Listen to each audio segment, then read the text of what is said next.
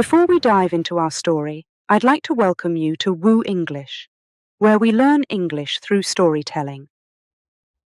Our tales are crafted with clear and simple sentences to make your learning journey enjoyable and effective. If you find our stories helpful, please leave a comment below sharing your thoughts or any questions you might have. And if you like what you hear, don't forget to press the like button. Your likes motivate us to create more content for you. Now, let's embark on our story together. Chapter 1. A Prince of Macedonia. In the heart of the ancient world, nestled among towering mountains and lush valleys, lay the Kingdom of Macedonia. It was a land rich in history and tradition, where the whispers of the past mingled with the ambitions of the present. In this realm of warriors and scholars, a prince was born. His name was Alexander. Alexander's early life was set against the backdrop of a palace filled with the hustle and bustle of court life. His father, King Philip I, was a ruler of great ambition, known for his skill in both diplomacy and war. His mother, Queen Olympias, was a woman of strong will and fierce determination. From his parents, Alexander inherited a passion for glory and a heart that yearned for adventure. The young prince's days were filled with the rigorous training expected of a Macedonian noble. He learned to ride, to fight, and to command under the watchful eyes of his tutors. Yet Alexander was not like other boys. There was a spark in him, a burning curiosity about the world beyond his father's kingdom. This curiosity was fed by his education under one of the greatest minds of the time, the philosopher Aristotle. Sent to study in a small academy away from the palace, Alexander and a select group of companions were immersed in lessons that ranged from philosophy and ethics to science and politics. Aristotle's teachings opened new horizons for Alexander, igniting his imagination with tales of distant lands and great heroes of the past. But life at court was not just about learning. From a young age, Alexander was exposed to the complex web of Macedonian politics. He observed his father navigating alliances and rivalries, using both wisdom and force to expand his realm. These lessons in power and leadership were not lost on the young prince. One of the most defining moments of Alexander's youth came when he was barely in his teens. A group of diplomats from Persia, then the greatest empire in the world, arrived at the Macedonian court. They came bearing gifts and words of friendship, but behind their smiles lay the unspoken tension of potential conflict. Alexander watched as his father dealt with these foreign envoys, marveling at Philip's ability to maintain his composure and wit in the face of veiled threats. As Alexander grew, so did his responsibilities. He was given command of his first military mission while still a teenager, tasked with quelling a rebellion in a distant part of Macedonia. The young prince led his men with a confidence that belied his years, earning their respect and loyalty. This victory was the first taste of command for Alexander, and it left him hungry for more. Yet, despite his burgeoning reputation as a leader and warrior, Alexander's relationship with his father was complex. King Philip, while proud of his son's accomplishments, was also wary of his ambition. The court was rife with rumors of tension between the king and his heir, fueled by Olympias' own ambitions for her son. Alexander found himself caught between his loyalty to his father and his own growing sense of destiny. This tension reached a breaking point when King Philip took a new wife, a young noblewoman who could bear him more sons. To Alexander, this marriage threatened his place as Philip's successor. During the wedding feast, a drunken argument broke out between Alexander and one of Philip's supporters, who implied that Alexander was now less significant in the line of succession. Enraged, Alexander hurled his goblet at the man, only to be rebuked by his father. The confrontation ended with Alexander storming out of the feast, his relationship with Philip more strained than ever. In the aftermath, Alexander and his mother Olympias left the Macedonian court, seeking refuge among their allies. This period of exile was a time of reflection for Alexander. Away from the palace, he pondered his future and the kind of ruler he wanted to be. He dreamed not just of ruling Macedonia, but of uniting the Greek city-states and leading them against their common enemy, Persia. The estrangement from his father did not last long, however. Macedonia needed a strong and united leadership to face its challenges, and Philip knew that Alexander was integral to his plans. Father and son reconciled, and Alexander returned to court with a renewed sense of purpose. His time would soon come. When King Philip was assassinated by a disgruntled bodyguard, Alexander was proclaimed king at the age of 20. The young prince who had once dreamed of greatness now faced the daunting task of ruling a kingdom on the brink of war. As he stood before the people of Macedonia, Alexander felt the weight of his new crown. Yet, within him burned the fire of ambition, and the dream of a united Greece standing as one against the might of Persia. His journey to legend had just begun. In this first chapter of Alexander's story, we see the seeds of the man he would become, a ruler of unparalleled ambition, a student thirsty for knowledge, and a warrior born to lead. His early life in Macedonia was a time of preparation, a period that shaped the prince into the conqueror known as Alexander the Great. Chapter 2. Under Aristotle's Guidance. In the heart of ancient Macedonia, a young prince named Alexander embarked on a journey that would shape him into one of history's greatest figures. This chapter of his life began when he was just 13 years old, under the guidance of a man whose name would also echo through the ages, Aristotle. Aristotle, a philosopher from Athens, was not only wise but had a mind as sharp as the swords of Macedonia's finest warriors. King Philip II, Alexander's father, knew that if anyone could prepare his son for the future, it was Aristotle. So, in a quiet place called Mieza, Aristotle's school for Alexander and a few select companions began. Imagine a classroom not with walls and desks, but under the shade of trees, beside flowing streams, and amidst the whispering winds. This was where Alexander's education took place.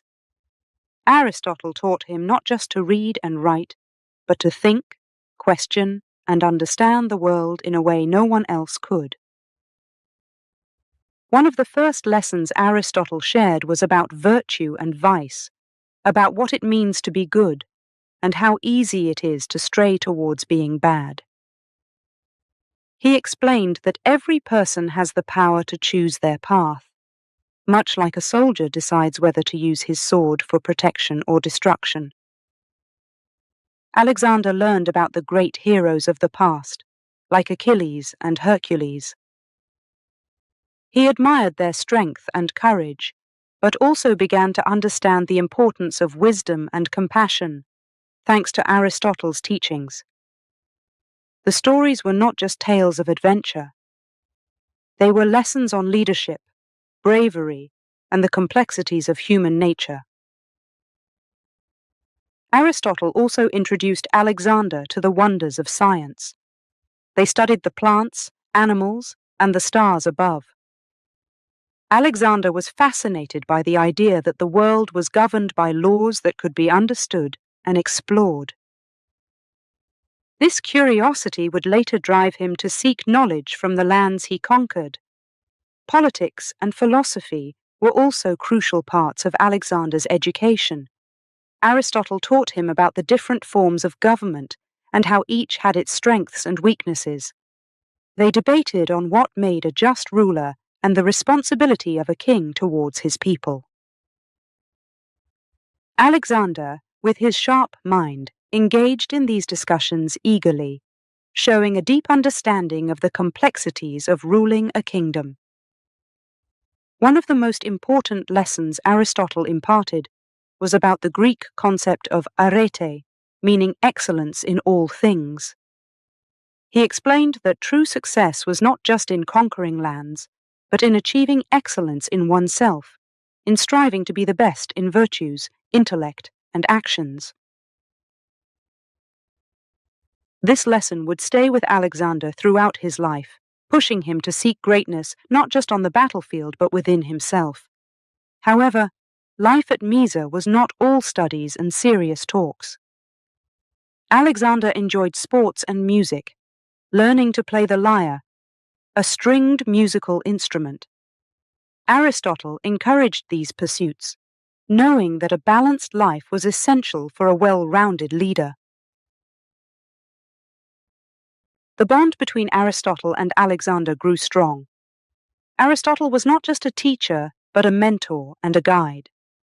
Under his guidance, Alexander's mind and character were shaped, preparing him for the challenges ahead. The lessons learned in the calm of Mysa's natural classroom would echo in the tumult of battles and the halls of power Alexander would soon encounter. As the years passed, Alexander's time with Aristotle came to an end. He had grown from a curious boy into a thoughtful and ambitious young man.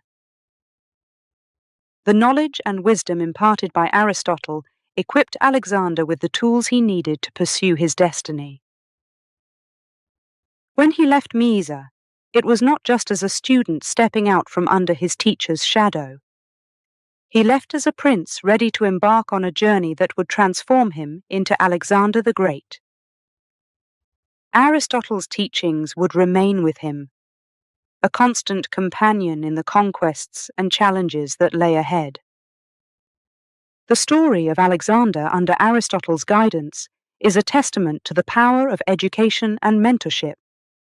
It shows how a teacher's wisdom can light the path for a student's future, shaping not just a leader, but a legend. As Alexander stepped into the broader world, ready to make his mark, the lessons from Aristotle's school in Mysa would be his most valuable weapon and guide. Chapter 3. The Young King. Chapter 3 of our story opens in the kingdom of Macedonia, a land of rugged mountains and fierce warriors. It was a time of great change and uncertainty, for King Philip II, the ruler of Macedonia and father of Alexander, had been tragically assassinated. The kingdom was left in shock, and a young Alexander was suddenly thrust into a role he had been prepared for, but hoped would not come so soon. He was now the king, the ruler of Macedonia, at the tender age of just 20 years old. The news of Philip's death spread like wildfire, not just within the borders of Macedonia, but also to the neighboring states and the far reaches of the Persian Empire. Some saw an opportunity in this tragedy, thinking Macedonia would be weak with a young king. They could not have been more wrong. Alexander, though young, was not a boy to be underestimated. He had been educated by the best, including Aristotle, and had spent his life watching his father turn Macedonia into a powerful kingdom. Alexander knew that to keep his kingdom safe and united, he must act swiftly and decisively. His first challenge came from within. Some of Macedonia's regions saw Philip's death as a chance to regain their independence. Alexander responded with a mixture of diplomacy and force. He marched his army into these areas, showing that he was not just a boy on the throne, but a king ready to defend his kingdom. His message was clear: Macedonia would remain united, but Alexander's vision went beyond just keeping his father's kingdom intact. Philip had dreamt of conquering Persia, the vast empire to the east that had once sought to dominate Greece. Alexander inherited this dream, but he also made it his own. He began preparing for a campaign that would change the world. He worked to secure his northern borders, striking swiftly against the Thracians and Triballi. These victories were not just military triumphs, they were messages to his enemies and his allies alike. Alexander was showing that he was a leader to be respected and feared. Meanwhile, in the south, the Greek city-states were watching Alexander's rise with a mix of awe and anxiety. Some cities, like Athens and Thebes, bristled at the thought of Macedonian dominance. Alexander, understanding the importance of Greece in his plans for Persia, acted both as a warrior and a statesman. He offered peace and protection to those who would recognize him as their leader, but he was also ready to use force if necessary. The young king's determination was put to the test in Thebes, where a rebellion against Macedonian rule broke out. Alexander's response was swift and brutal. He besieged Thebes, and after taking the city, he destroyed it as a warning to others who might challenge his authority. While the destruction of Thebes was a dark moment, it served its purpose. Other Greek city-states, seeing the fate of Thebes, chose to join Alexander rather than oppose him. With Greece secured, Alexander turned his attention to the grand stage of his ambition, Persia. He began gathering an army, not just of Macedonians, but of all Greeks who were willing to join him in his quest. This army was to be a force unlike any the world had seen, equipped with the finest weapons and led by a king who had proven himself on the battlefield and in the halls of power. Alexander also understood that a successful campaign against Persia would require more than just military might. He needed a strong economy to fund his army and a stable kingdom to ensure there was a home to return to. He worked tirelessly, implementing reforms to strengthen Macedonia's economy and ensuring that his rule was secure. As preparations for the campaign against Persia continued, Alexander's mind often returned to the lessons of his youth. He remembered Aristotle's teachings about virtue, wisdom, and the importance of understanding those you seek to lead. These lessons would guide him not just in conquering new lands, but in ruling them. The chapter closes on the eve of Alexander's departure for Asia. Standing before his assembled army, Alexander was not just a king or a commander. He was a symbol of ambition, a beacon of hope for those who dreamed of glory and revenge against Persia. His eyes were set on the horizon, on the lands and battles that lay ahead. Alexander's journey to fulfill his father's dream and carve his own place in history was about to begin. In this chapter of our story, we have witnessed the transformation of Alexander, from a prince mourning his father to a king consolidating his power and preparing to embark on one of history's greatest adventures.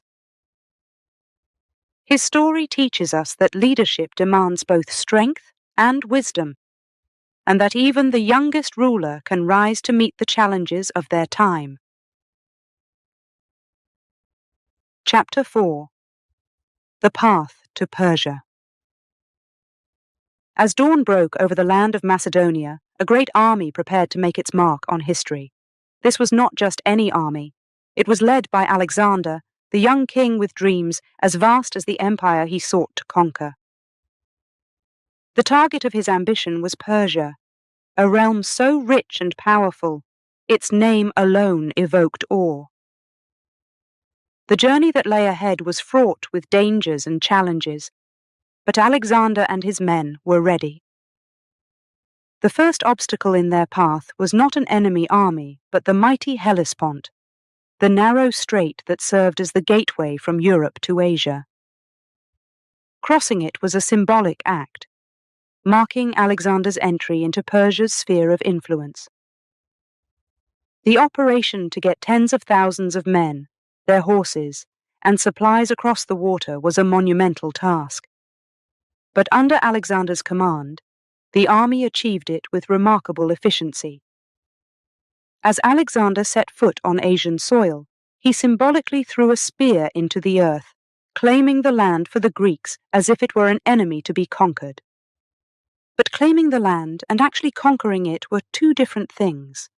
The Persian Empire was vast, and its king, Darius III, had resources at his disposal far beyond anything Alexander could muster. The first real test of Alexander's campaign came at the river Granicus, where Persian forces lay in wait to stop the Macedonian advance. The Persians, confident in their numbers and the strength of their cavalry, took a strong defensive position on the far side of the river. Alexander's generals advised caution, suggesting that they wait until dawn to attack. But Alexander, eager to prove his mettle and make a statement to both his allies and enemies, ordered an immediate assault. The battle that ensued was fierce. The Macedonians had to fight their way across the river under a hail of arrows, then engage the Persian cavalry, renowned for their skill and bravery. Alexander himself led the charge, displaying a recklessness that both inspired and terrified his men. He plunged into the heart of the battle, fighting hand to hand against Persian nobles. The Macedonians were at a disadvantage, struggling against the current of the river and the determined defense of the Persian troops. But Alexander's leadership turned the tide. His audacity and skill as a warrior motivated his troops to push harder, driving the Persians back. The battle was brutal, and for a time it seemed as if Alexander's campaign might end before it truly began. But the discipline and training of the Macedonian phalanx, combined with the effectiveness of their cavalry, eventually prevailed. The Persians were routed, and their commanders fell one by one. The victory at the Granicus was a pivotal moment for Alexander and his army. It demonstrated to the Greeks, the Persians, and the world that Alexander was a force to be reckoned with. It also sent a clear message to Darius III. Alexander was not merely raiding his borders, but aiming for the heart of his empire. However, the victory was not without cost. Many brave Macedonians fell in battle, and Alexander himself had several close calls. The battle taught him the importance of caution and strategy over mere bravery. It was a lesson he would take to heart in the campaigns to come. The aftermath of the Granicus opened the doors of Asia Minor to Alexander.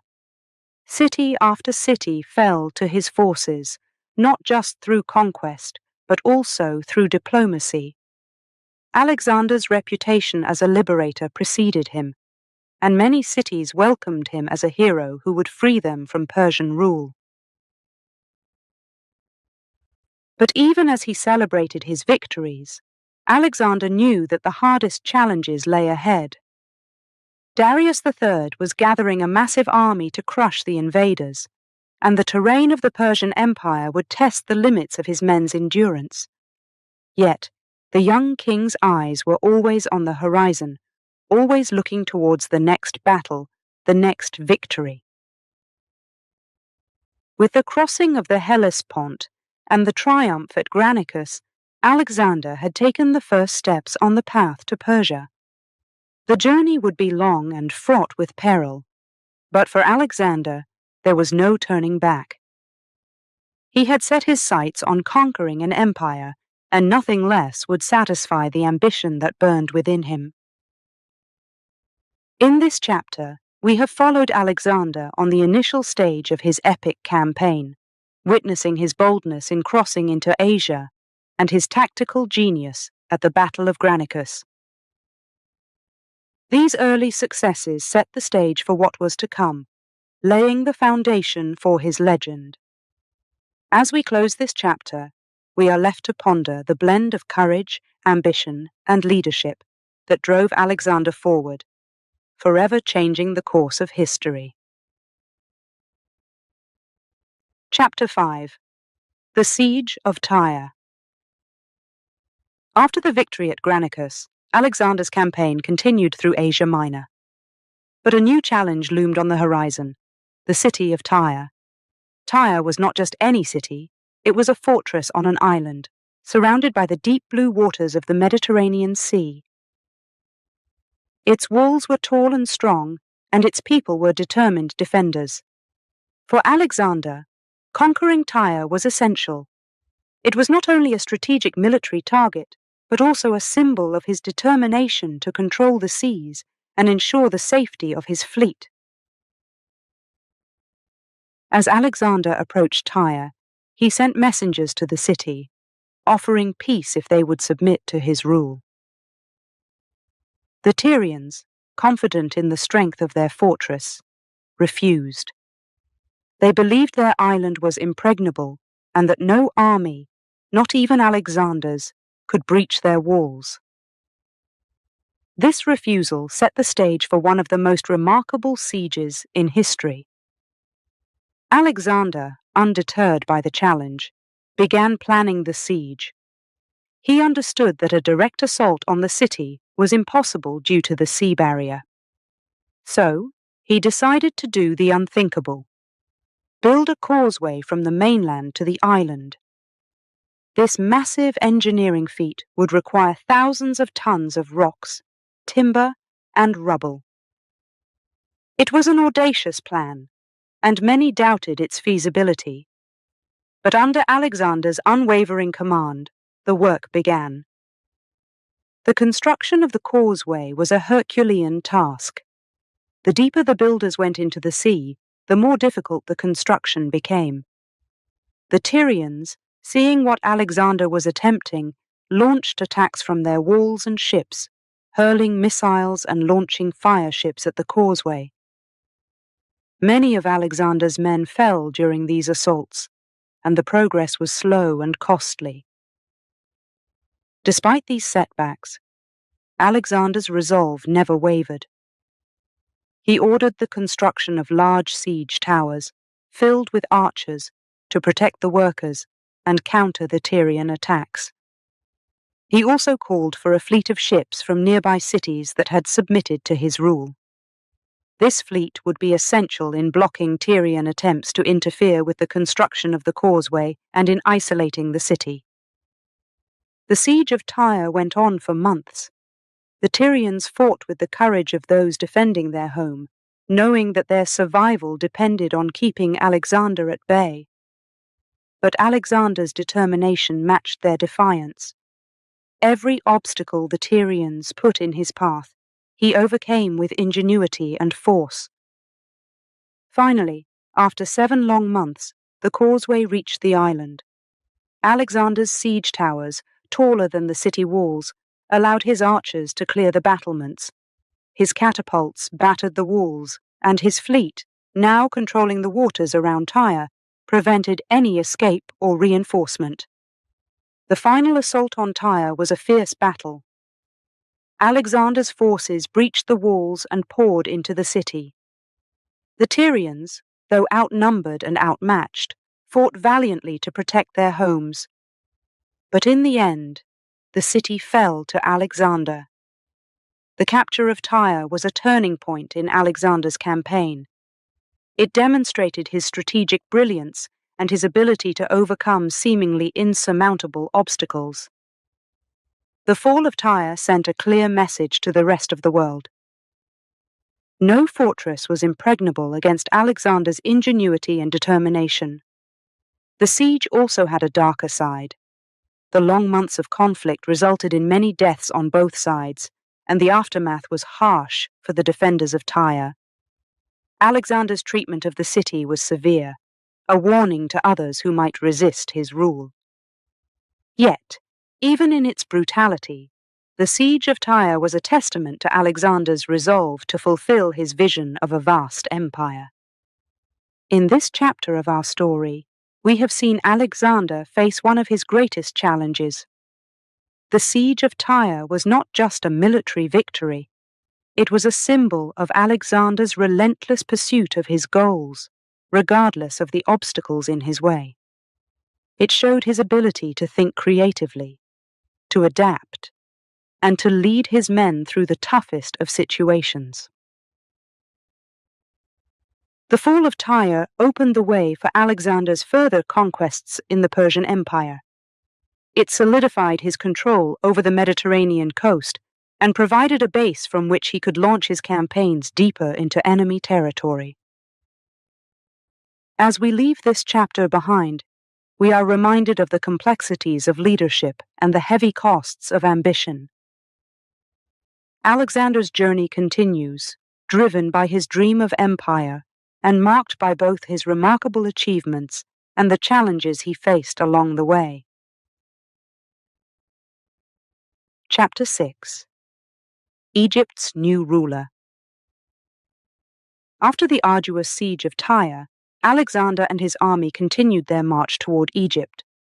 The land of the Nile, with its ancient mysteries and colossal monuments, was under Persian control. But unlike the fierce resistance he encountered before, Alexander was greeted not as an invader but as a liberator. The Egyptians, weary of Persian rule, saw in Alexander a powerful ally who could restore their lands to greatness. As he entered Egypt, the warmth of the welcome surprised Alexander. From the common folk to the priests, everyone hailed him as a hero. They were ready to embrace him as their pharaoh, a role that Alexander, ever the strategist, was willing to accept if it meant securing his position in Egypt. One of Alexander's first actions in Egypt was to visit the oracle of Siwa. The journey through the desert was treacherous, a test of endurance for both man and horse. The desert stretched out in all directions, a sea of sand and scorching sun, yet Alexander was determined. The oracle of Siwa was said to be a direct connection to the gods, and Alexander sought its counsel. Upon reaching the oasis of Siwa, Alexander consulted the oracle in private. What was said in that sacred space remains a mystery. But when Alexander emerged, his resolve was stronger than ever. He believed he had the gods' favor for his conquests. With the blessing he believed he had received, Alexander set his sights on a grand project. He would build a city that would bear his name, Alexandria. Located by the Mediterranean Sea, Alexandria was envisioned as a center of commerce, culture, and learning. Alexander laid out the plan for the city himself, envisioning wide streets, grand palaces, and a harbor that would welcome ships from all corners of the world. The founding of Alexandria was symbolic of Alexander's ambitions. It was to be a link between Greece and the rich lands of Egypt, a place where cultures could meet and blend. Alexander's vision for the city reflected his broader vision for his empire, where diverse peoples could live together under his rule. But Alexander's stay in Egypt was not just about building cities and seeking divine approval. It was also a time for him to strengthen his control over the region. He made offerings to the Egyptian gods, respecting local customs and traditions. In return, the Egyptians gave him their loyalty. They saw in him not just a conqueror, but a pharaoh who could lead them to prosperity. Alexander's time in Egypt laid the foundations for what would become one of the most important cities of the ancient world. Alexandria would go on to be a beacon of knowledge, home to the famous Library of Alexandria and the Lighthouse, one of the 7 wonders of the ancient world. As Alexander left Egypt, his legend grew. He had come as a conqueror, but left as a ruler who respected the people and their traditions. His journey through Egypt was a reminder that his quest was not just for territory, but for the unity and prosperity of his empire. In this chapter of our story, we have seen Alexander in a new light. In Egypt, he was not just a military leader but a visionary who sought to bring together different cultures under his rule. His visit to the Oracle of Siwa and the founding of Alexandria were steps toward realizing his dream of a vast, diverse empire. As we close this chapter, Alexander's journey continues. Ahead of him lie more battles, more cities to conquer, and more dreams to fulfill. But his time in Egypt will be remembered as a moment when the conqueror paused to build, to dream, and to seek wisdom from the gods. Egypt welcomed him as a liberator, and in return, he gave them a city that would outlast empires, Alexandria, the jewel of the Mediterranean. Chapter 7. The Battle of Gaugamela. After leaving Egypt, Alexander's next great challenge was the Battle of Gaugamela, a confrontation that would decide the fate of the Persian Empire. This battle was not just another conflict. It was a clash between two of the greatest armies of the ancient world, led by two formidable leaders, Alexander and King Darius III of Persia. The battlefield was chosen by Darius, near the village of Gaugamela. It was a vast open plain, which Darius believed would favor his larger army and his chariots, equipped with scythe blades. Darius wanted a decisive battle, and he did everything he could to tilt the odds in his favor, even having the ground leveled to accommodate his chariots. Alexander, aware of Darius's preparations, devised a cunning plan. He knew that facing the Persians head-on in a battle of attrition would be playing into Darius's hands. So, he decided to use his smaller, more agile force to his advantage, focusing on flexibility and the element of surprise. On the eve of the battle, Alexander's army camped a short distance from the plain of Gaugamela. The Macedonian king knew that the upcoming battle would be a turning point in his campaign. He spent the night before the battle walking among his troops, speaking with them, and ensuring their morale was high. As dawn broke, both armies prepared for battle. Darius's forces vastly outnumbered Alexander's, but the Macedonians were seasoned veterans, skilled in the art of war. Alexander positioned his phalanx, the backbone of his army, in the center with cavalry on the wings. He held his companion cavalry, his most trusted unit, in reserve, ready to exploit any weakness in the Persian lines. The battle began with Darius launching his chariots, hoping to break Alexander's lines early on. However, Alexander had anticipated this move. He ordered his troops to create gaps in their formations, allowing the chariots to pass through harmlessly before they were neutralized by his soldiers. As the battle raged, Alexander spotted an opening in the Persian lines. Seizing the moment, he led a bold charge with his companion cavalry, aiming directly for Darius. The Persian king, seeing Alexander charging towards him, was filled with panic. This decisive moment turned the tide of the battle. Darius, fearing for his life, fled the battlefield, leaving his army leaderless. With Darius's departure, the morale of the Persian army crumbled. Alexander's forces pressed their advantage, and soon the mighty Persian army was in retreat. The Battle of Gaugamela was a stunning victory for Alexander. It showcased not only his brilliance as a military tactician, but also the discipline and courage of his army.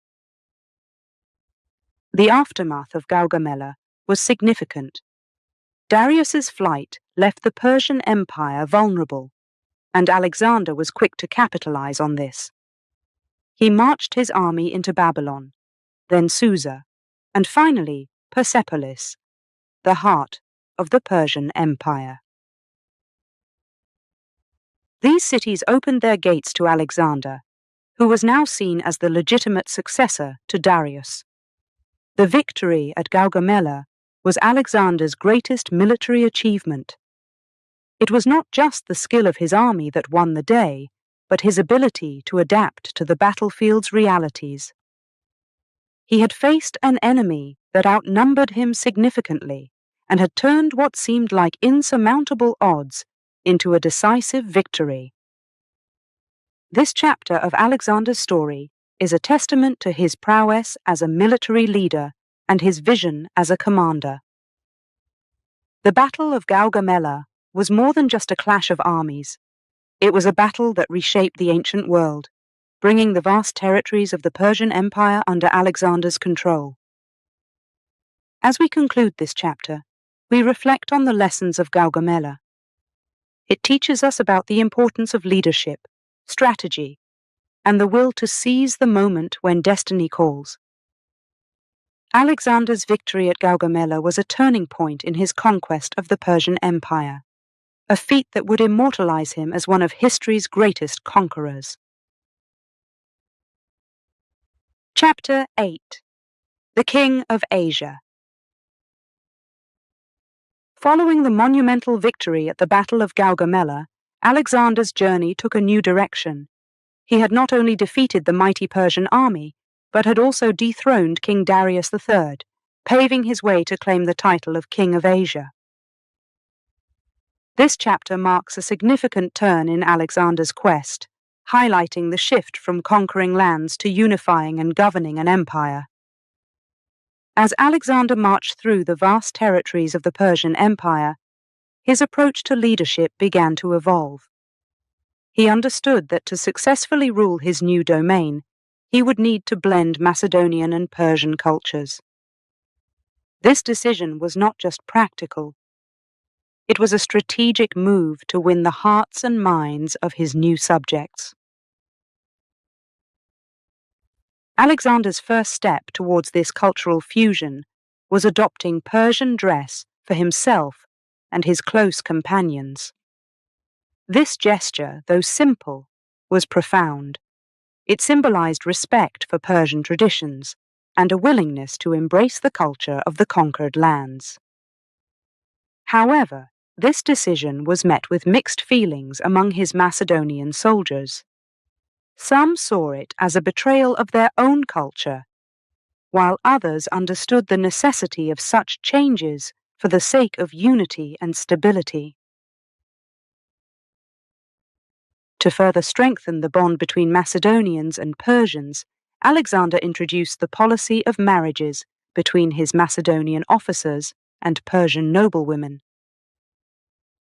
This act was not only about forming personal connections, but also about creating alliances that would ensure loyalty and peace within his empire. These marriages were celebrated with grand festivities, showcasing the merging of two cultures and the beginning of a new era. Alexander also took significant steps in administration to integrate Persian customs and governance structures. He appointed Persians to high-ranking positions within the government, ensuring that the administration of the empire would be a blend of Macedonian efficiency and Persian tradition. This inclusivity extended to his army as well, with Persian soldiers being integrated into Macedonian ranks, creating a more diverse and robust military force. One of Alexander's most notable acts was his visit to the Persian ceremonial capital, Persepolis. The city was a symbol of Persian wealth and power, and Alexander's entry into the city was both a victory lap and a statement of his new role as the ruler of Asia.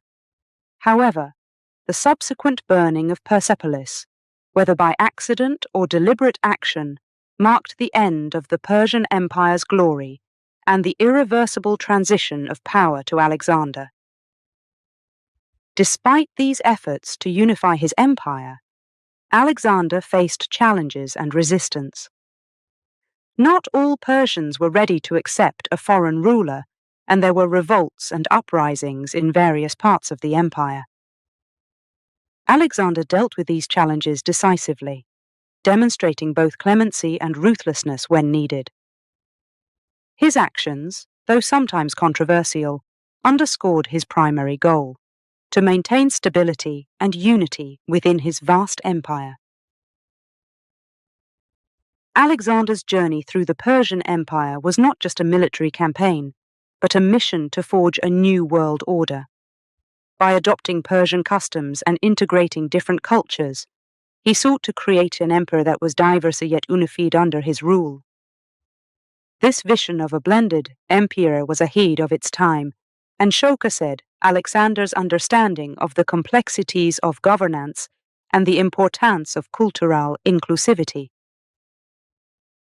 As we close this chapter, Alexander's legacy as the King of Asia is not only marked by his military conquests, but also by his ambitious attempts to unify a vast and diverse empire.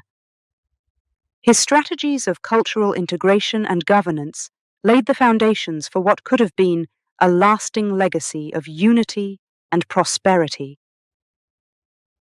Alexander's dream of a united empire, where Macedonian and Persian cultures coexisted and thrived, remains one of the most intriguing aspects of his remarkable journey. The story of Alexander the Great is a testament to the power of ambition, the complexities of leadership, and the challenges of uniting diverse cultures under a single vision.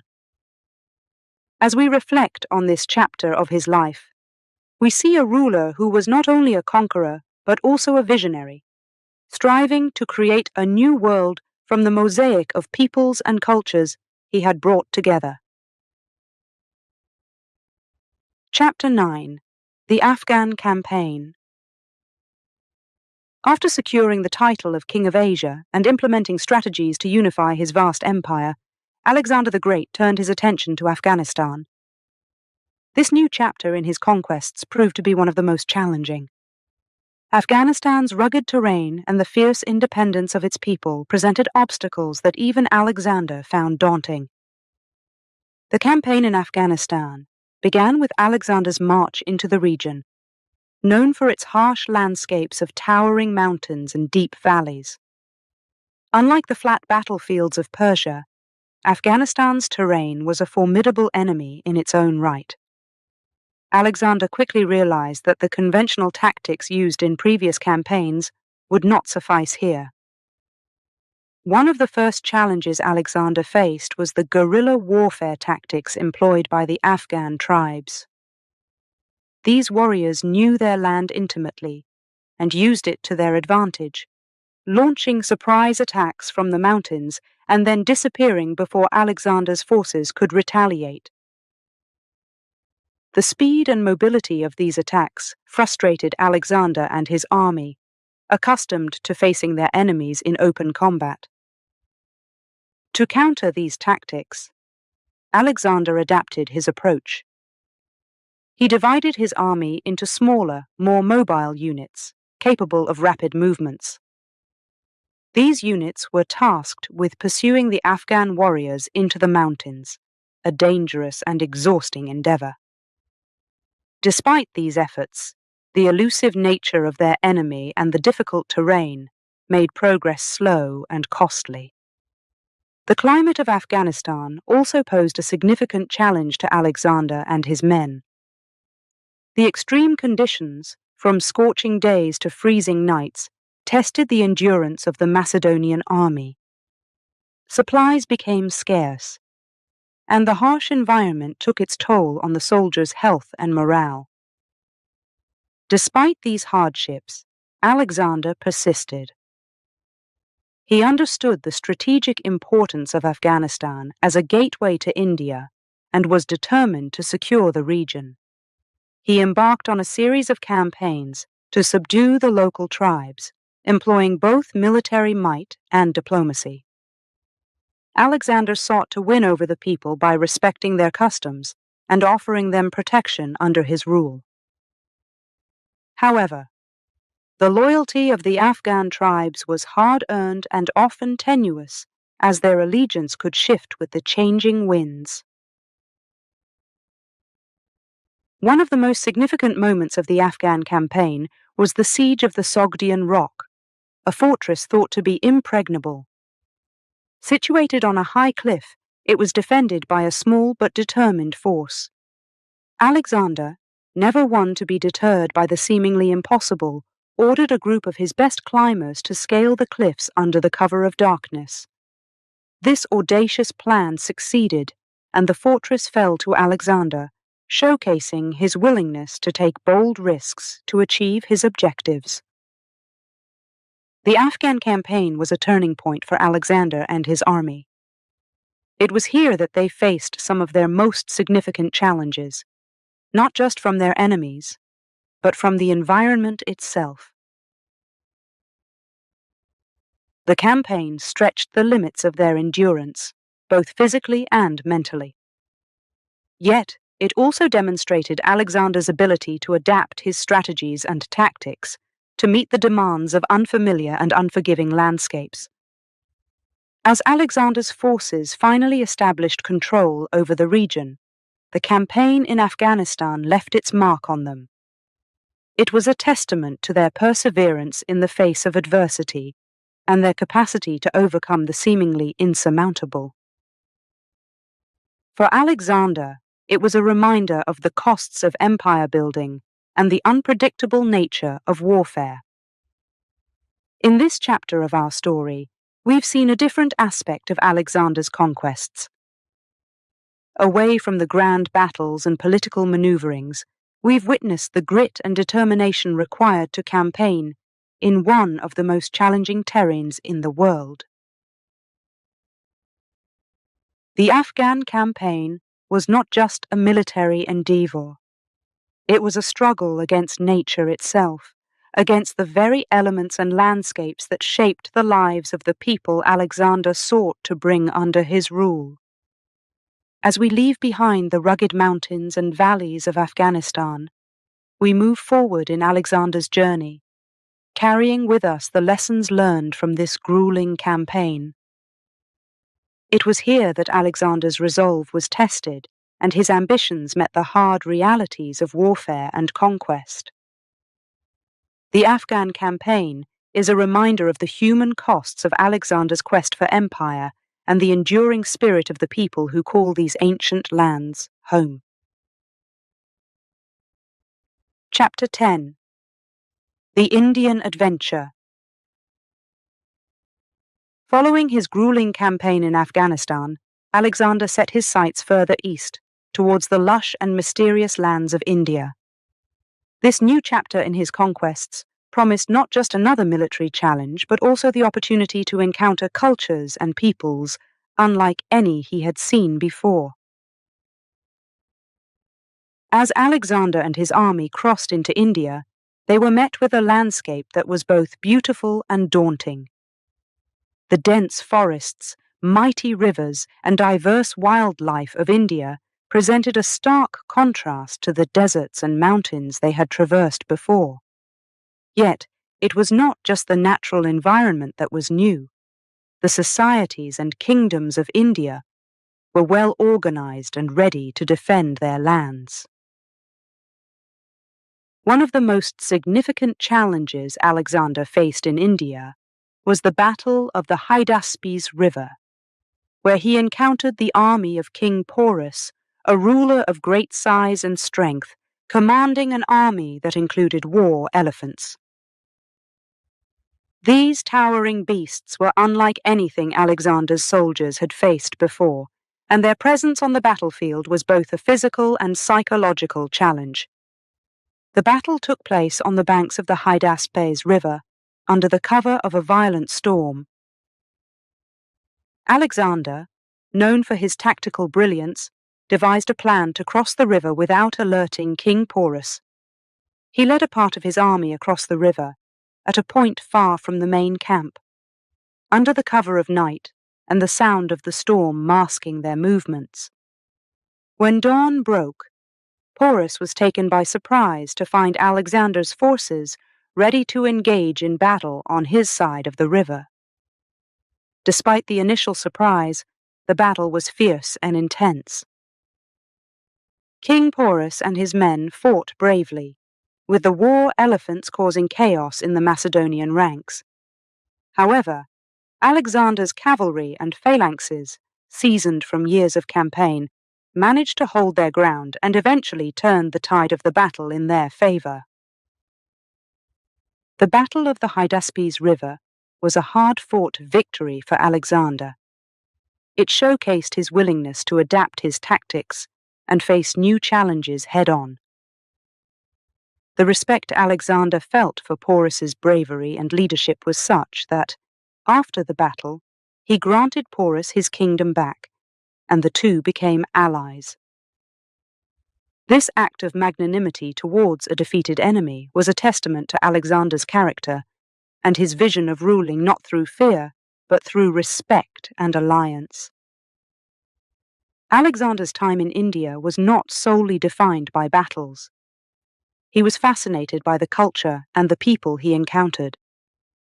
The philosophers, or gymnosophists, who engaged in discussions with him left a lasting impression on Alexander, challenging his perspectives and broadening his understanding of the world. However, Alexander's journey into India also marked the limits of his campaign. His army, weary from years of continuous battle and long marches, eventually reached a point where they could go no further. The soldiers, who had followed Alexander through thick and thin, finally expressed their desire to return home, to see their families and lands they had left behind years ago. Faced with the discontent of his army and realizing the practical difficulties of extending his empire further into India, Alexander made the difficult decision to turn back. This decision marked the end of his eastern conquests and the beginning of the long journey back to Babylon. The Indian adventure was a defining chapter in Alexander's campaign, filled with battles against formidable foes, encounters with new cultures, and the realization of the limits of his ambitions. It was here that Alexander's dream of a world empire faced the hard realities of nature, distance, and the human spirit. As we close this chapter, we reflect on the complexities of Alexander's character, a conqueror who sought not just to defeat his enemies but to understand and embrace the cultures he encountered. His campaign in India was a testament to his brilliance as a military leader and his capacity for respect and admiration towards those he fought against. Alexander's journey through India remains one of the most captivating tales of his conquests, a story of adventure, battle, and the pursuit of a dream that stretched the boundaries of the known world. It reminds us of the enduring human desire to explore, to understand, and ultimately to find our place in the vast tapestry of history. Chapter 11. The World's End. The journey of Alexander and his army into the heart of India was marked by battles, alliances, and the discovery of new lands. However, as they reached the Beas River, the mood among the soldiers began to change. They had marched thousands of miles from home, fought countless battles, and now stood at the edge of the known world. The Beas River, flowing quietly in the distance, seemed to them like the end of the world. Alexander was eager to push further, to explore lands beyond the Beas River. His dream of a world empire had not faded. It burned brighter with every new territory he encountered. However, his men, who had followed him loyally through the deserts of Egypt, the mountains of Afghanistan, and the forests of India, were exhausted. They longed for their families and homes. The thought of marching into unknown lands filled them with dread, not excitement. Faced with the refusal of his army to go further, Alexander found himself at a crossroads. It was a moment of profound realization for him. No matter how grand his ambitions, they could not be achieved without the support of his men. Reluctantly, and with a heavy heart, Alexander agreed to turn back. It was a decision that marked the end of his eastward conquests. The journey back to Babylon was not an easy one. Alexander chose to return through the Gedrosian desert, a route known for its harsh and unforgiving conditions. This decision puzzled many, but Alexander saw it as a test of endurance, a way to maintain the discipline and resolve of his army. The march through the Gedrosian desert was grueling. The scorching sun, the lack of water, and the vast, empty landscape tested the limits of human endurance. Every step was a struggle for survival. The desert claimed the lives of many soldiers and camp followers, a stark reminder of the costs of ambition. Yet, even in the face of such hardships, there were moments of discovery and wonder. Alexander's keen interest in the world around him never waned. He took note of the strange plants, animals, and weather patterns of the desert, adding to the wealth of knowledge he had gathered on his campaigns. The hardships of the desert also brought out the best in Alexander's leadership. He shared the hardships of his men, marching with them, sharing their meager rations, and offering words of encouragement. His actions during this time reinforced the loyalty of his men, even in the face of adversity. Finally, after months of arduous travel, Alexander and his army emerged from the Gedrosian desert.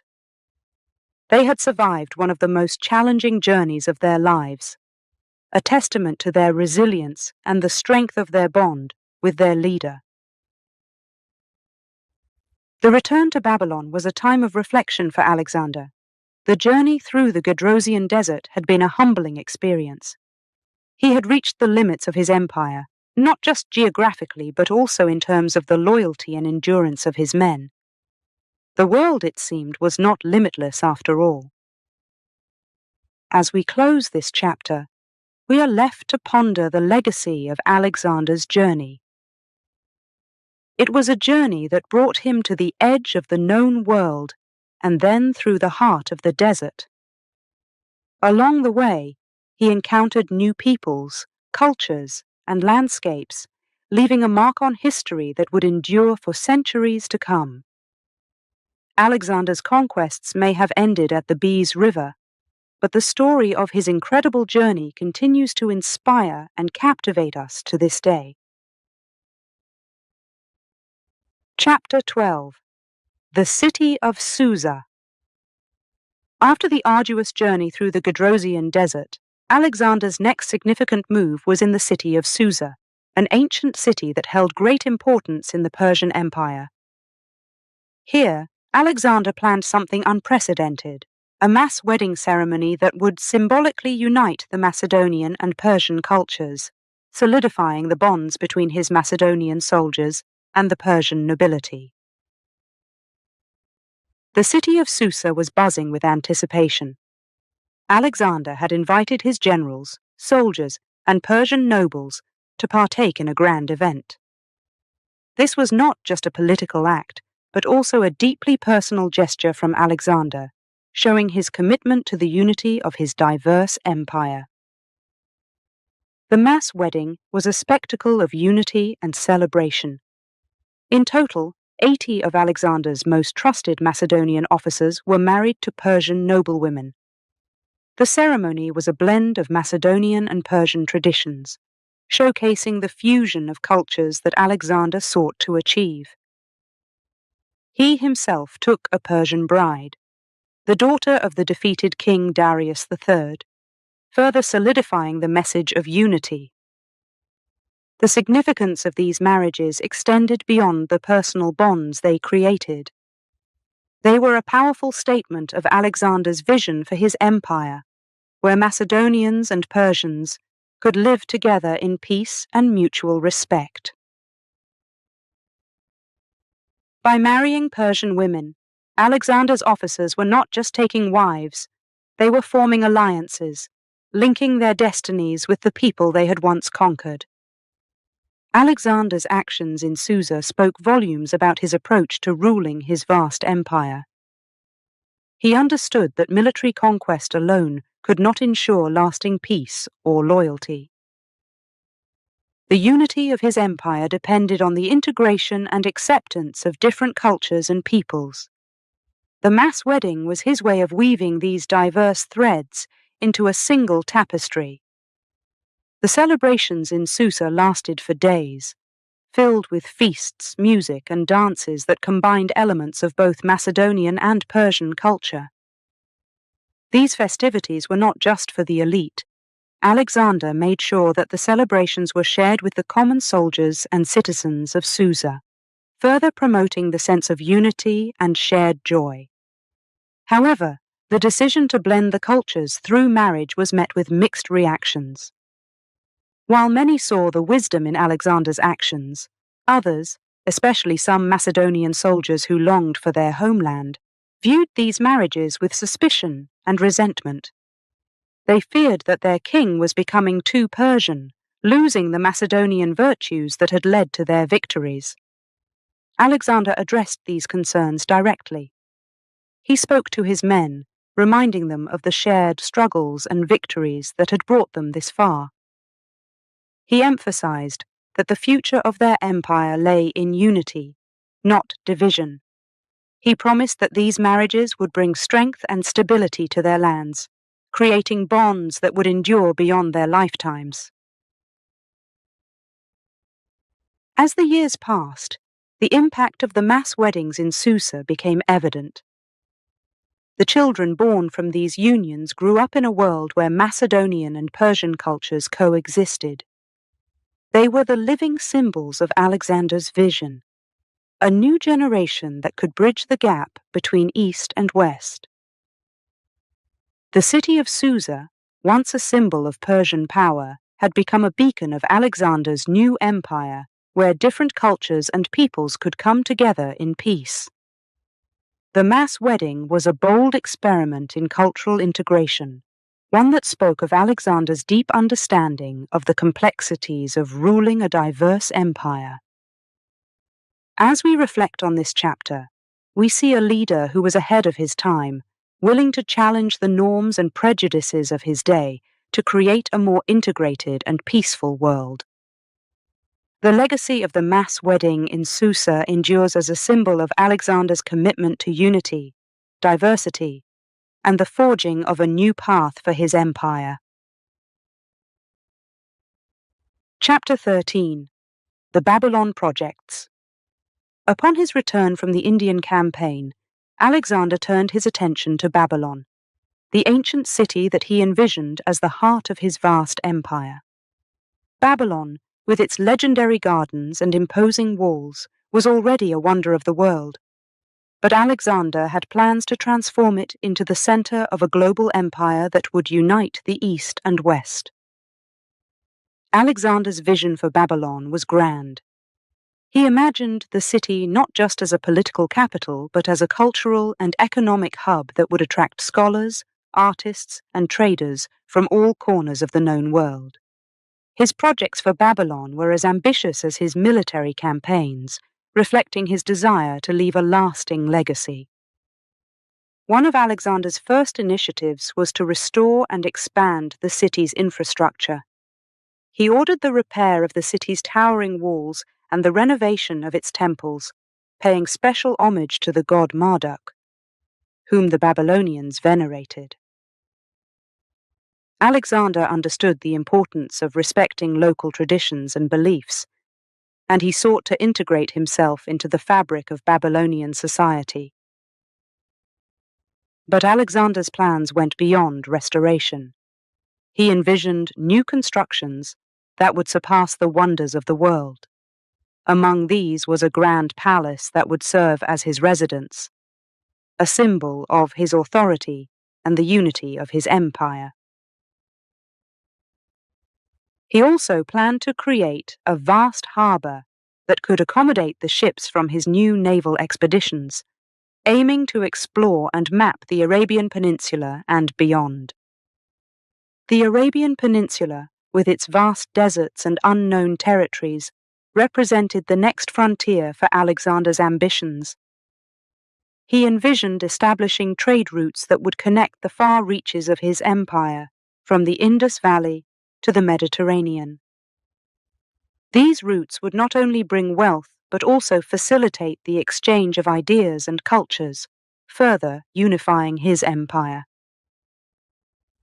Alexander's plans for exploration included scientific and cultural objectives as well. He wanted to send expeditions to study the flora, fauna, and peoples of the Arabian Peninsula, continuing his lifelong quest for knowledge. These expeditions would be led by scholars and scientists who would document their findings, adding to the library of knowledge that Alexander sought to build in Babylon. However, Alexander's ambitious projects required time, resources, and peace, commodities that were increasingly scarce. The vast empire he had built was difficult to manage, with unrest in some provinces and the constant need for military presence to maintain order. Moreover, Alexander's health began to decline, casting a shadow over his grand plans. Despite these challenges, Alexander pressed on with his projects, driven by the same determination that had led him to conquer the known world.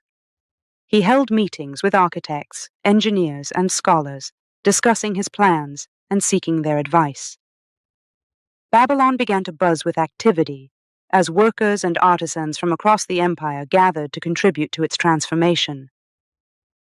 But fate had other plans. Before many of Alexander's projects could be realized, he fell gravely ill. The city of Babylon, which was to be the crown jewel of his empire, became the place where Alexander the Great's journey came to an end. He died in Babylon, leaving behind an empire that was as vast as it was diverse, and a legacy that would endure through the ages. The Babylon projects remained largely uncompleted, but the vision Alexander had for the city and his empire continued to inspire generations. His plans for Babylon reflected his broader aspirations for a world united under a single ruler, where different cultures and peoples could coexist and thrive. As we reflect on Alexander's ambitions for Babylon, we see a man who, even at the height of his power, was looking to the future, dreaming of new worlds to explore and new achievements to attain. The Babylon projects stand as a testament to Alexander's undying spirit of adventure and his unwavering commitment to the idea of a world empire that would bridge the divide between East and West. Chapter 14. The Death of a King. In the ancient city of Babylon, where rivers whispered ancient secrets and palm trees swayed under the sun, the world stood still. Alexander the Great, the king who had marched across the known world, lay stricken by a mysterious illness. His soldiers, who had followed him through countless battles, now waited anxiously outside his chambers, hoping for any sign of recovery. But fate had its course, and soon the man who dreamt of uniting the world under one empire breathed his last. Alexander's sudden illness caught everyone by surprise. Just days before, he was planning expeditions to Arabia and considering projects to further enhance Babylon. Then, without warning, he fell ill. The best physicians were summoned, but none could diagnose the cause of his ailment accurately. Some whispered it was a fever, others feared it was poison. The truth, however, remained elusive, shrouded in the mists of history.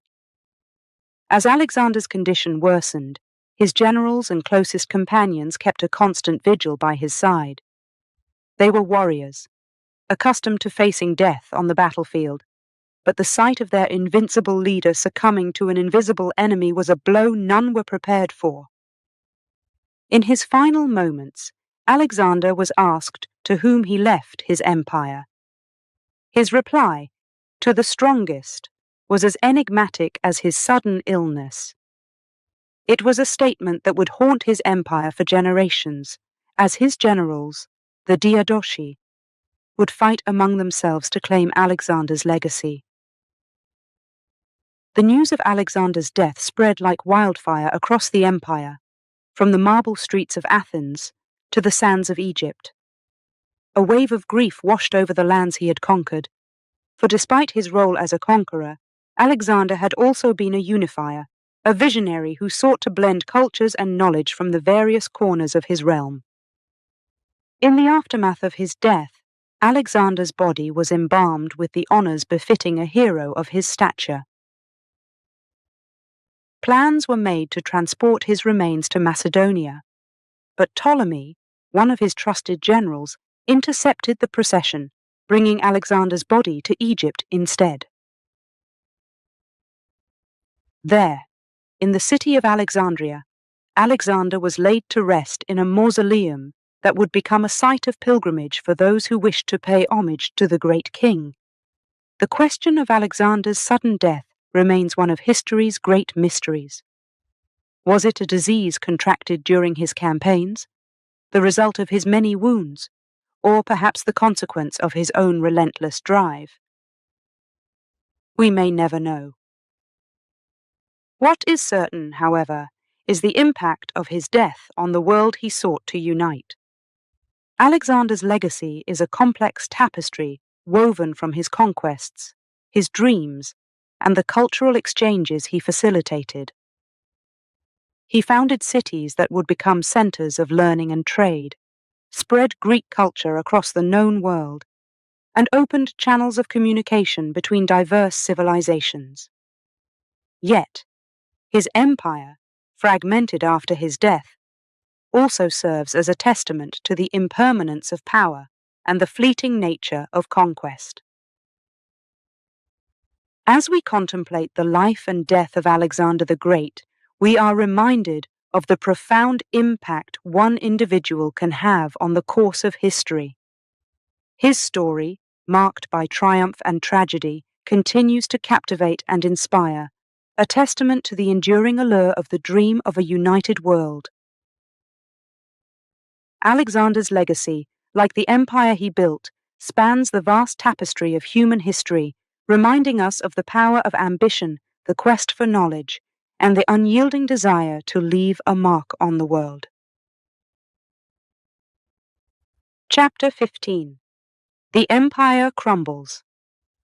With the passing of Alexander the Great, the vast empire he had built stood at a crossroads.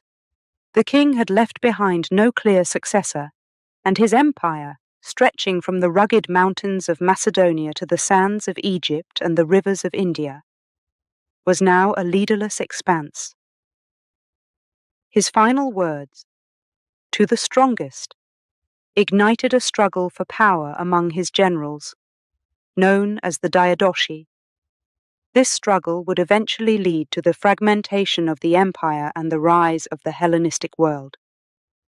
The days following Alexander's death saw the beginning of the end for the unified empire he had envisioned. His generals, once united under Alexander's leadership, now saw an opportunity to carve out kingdoms for themselves. The empire was divided into several realms, each ruled by one of Alexander's former generals. Ptolemy took control of Egypt, Seleucus claimed the vast stretches of the Near East, and Antigonus became ruler of a large portion of Asia Minor. Meanwhile, Cassander established his dominion in Macedonia and Greece. This division was not a peaceful process. It led to years of conflict, as the Diadochi fought among themselves and against others who sought to claim a piece of Alexander's empire. These wars reshaped the map of the ancient world, with each general striving not just for territory, but for the legacy of Alexander himself.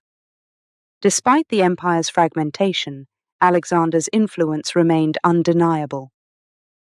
The period that followed his death is known as the Hellenistic Age, a time when Greek culture spread throughout the Near East and beyond, blending with local traditions and creating a vibrant new world of cultural and intellectual exchange. In the cities founded by Alexander and his successors, Greek became the language of administration and culture. This facilitated the spread of Greek philosophy, science, and art, influencing societies far beyond the original boundaries of Greece. The Library of Alexandria in Egypt became a symbol of this cultural synthesis, attracting scholars from all over the known world. One of the most significant impacts of Alexander's rule and its aftermath was on the city of Alexandria. Founded by Alexander himself, it grew under Ptolemy's rule into a center of learning and commerce, home to the famous library and the lighthouse, one of the 7 wonders of the ancient world. Alexandria represented the essence of the Hellenistic world, a place where Greek and Eastern cultures merged to create something entirely new. Yet, the dream of a united empire under one ruler, as Alexander had envisioned, was lost. The wars of the Diadochi set the stage for new powers to emerge, including the Roman Empire, which would eventually absorb much of the Hellenistic world into its own vast territories. The legacy of Alexander's empire is a complex one. On one hand, it was an era of conflict and fragmentation, with his successors' ambitions leading to endless wars.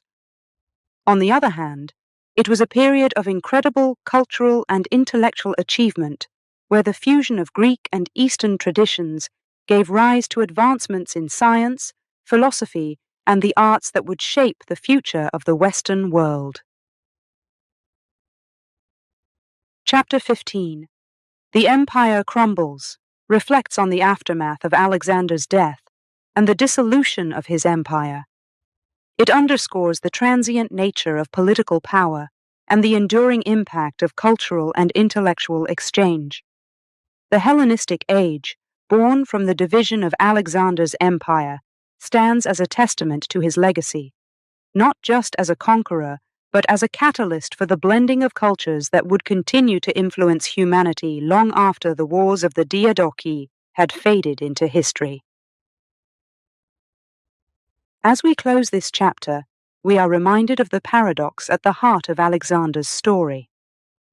His quest for empire led to both division and unification, conflict and cultural flourishing.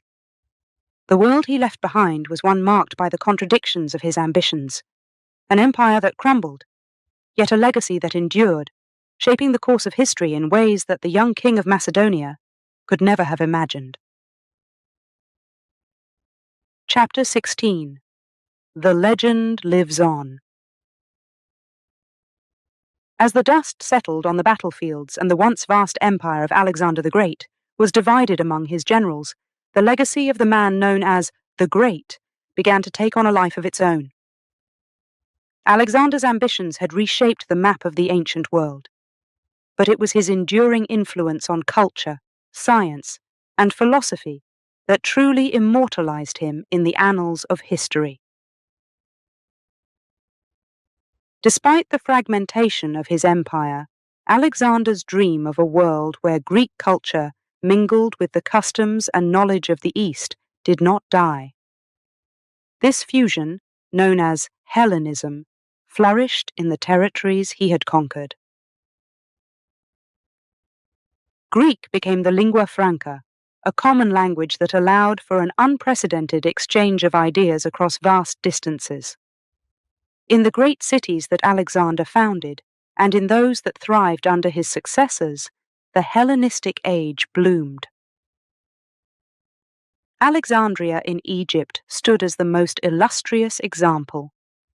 Its library attracted scholars from all corners of the known world, becoming a center for learning and research that preserved and expanded upon the knowledge of the ancient world.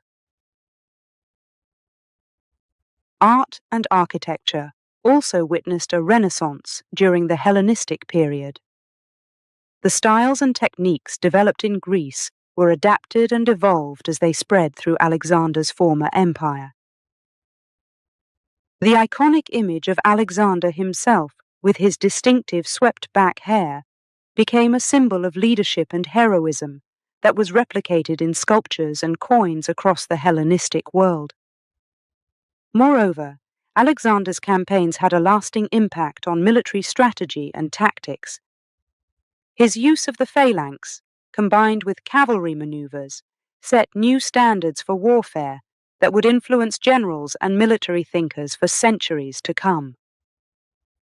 Yet, the legacy of Alexander the Great is not without its complexities.